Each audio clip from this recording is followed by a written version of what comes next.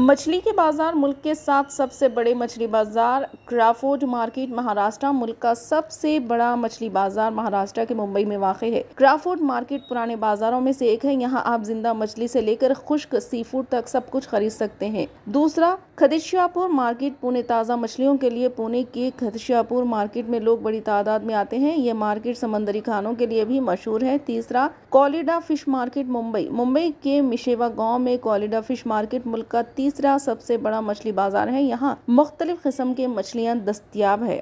चौथा, मछली बाजार हैदराबाद के मछली बाजार ताज़ा मछलियों के लिए मशहूर है। रवि कटला से लेकर सी फूड तक तमाम किस्म की मछलियाँ यहाँ मिलती हैं। पांचवा, पनाजी फिश मार्केट गोवा के पनाजी फिश मार्केट मुल्क का 5वां सबसे बड़ा मछली बाजार है। यहाँ मुख्तलिफ किस्म की मछलियाँ दस्तयाब रहती है। कोझिकोड फिश मार्केट केरला की कोझिकोड फिश मार्केट मुल्क का 6वां सबसे बड़ा मछली बाजार है। यहाँ मशहूर क्रेमियन मछली भी मिलती है।